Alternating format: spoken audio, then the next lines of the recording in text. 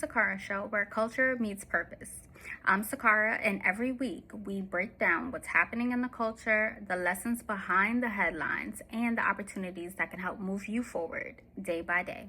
So welcome on in. We're going to get started with the opportunity report. This is where I tell you about new opportunities such as scholarships, events that might be coming up, or just cool things that you might want to do over the weekend or during the week if you like to be outside. You know, it's summer and it's hot, so you might want to travel. All right, so here's the opportunity of the week. Did you know, to celebrate Jay-Z's 30th anniversary of Reasonable Doubt, the Brooklyn Public Library and Roc Nation have partnered together to launch a limited edition of Jay-Z 30 library cards. The cards will become available this Thursday, June 25th, while supplies last. So make sure you get yours, okay?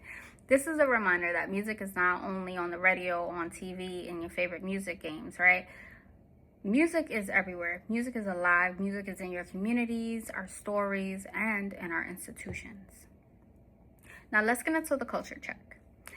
I'm from New York, so you already know the highlight is that the New York Knicks are official champions, and the parade was everything that you would imagine it to be. Millions of people were in the city.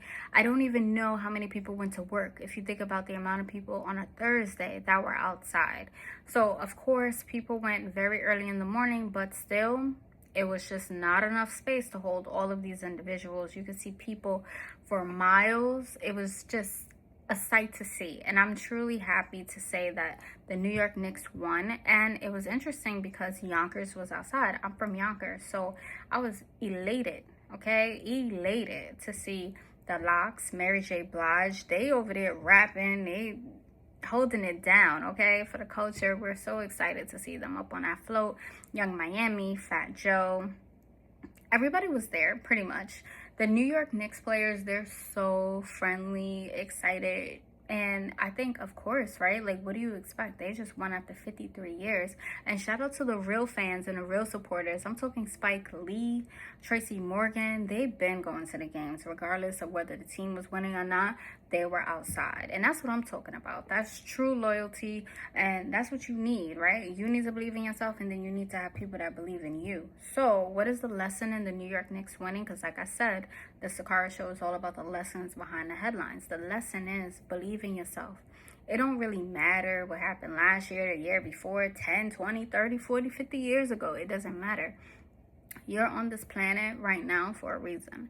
If you want to win, if you're on a team and you believe in yourself and you have great teammates, you have that collaboration and that partnership and that teamwork, then why not strive to be the best? And that's exactly what they did. They strived to be the best, and they came out to be the best. They won one game after another. Now, imagine if they went into those practices every week and they were like, oh, it doesn't matter, we're not going to win anyway. Do you think they would have been on top? No, absolutely not. They would have never been on top. It starts at your mind first before you could do anything physically. And I think that's the biggest lesson about the New York Knicks. Like, don't let it go over your head. It's not just about partying and celebrating. Yes, we're gonna turn up, right? Because this is very exciting. However, the reality of it is that this should be motivation for anybody that's struggling, anybody that's disappointed about how something may or may not have turned out, whether it's what you wanted or didn't want.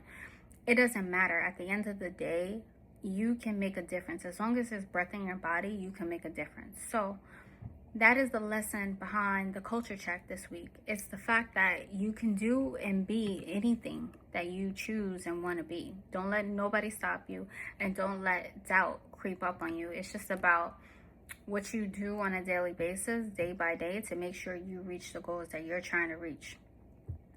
Speaking of day by day, we're going to get into our day by day segment, and today we reflect on the life and legacy of legendary music executive Clive Davis, who unfortunately passed away. It was announced today. Clive Davis, he wasn't the artist on the stage. He was the one that was changing the trajectory of people's lives. He helped bring the vision together for music generations, right? So what he believed in is he sees the talent, and he's going to be the one to make sure that the world gets to see that talent, you know. So it was before we even knew who these people were, but he saw them and he changed everything. So He helped launch and develop the careers of legendary artists, and that proved that success isn't always about being in the spotlight. Sometimes it's about recognizing the greatness in others and pushing them to get to where they need to be. So the lesson with Clive Davis is simple. Never underestimate the power of vision. One opportunity, one introduction, one decision can literally change the trajectory of so many people's lives.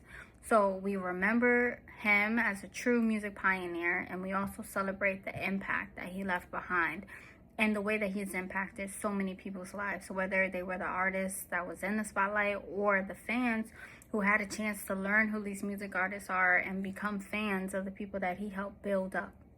So rest in peace to Clive Davis. And before we go, if you've been watching me and supporting me, I want to say thank you so much for your support.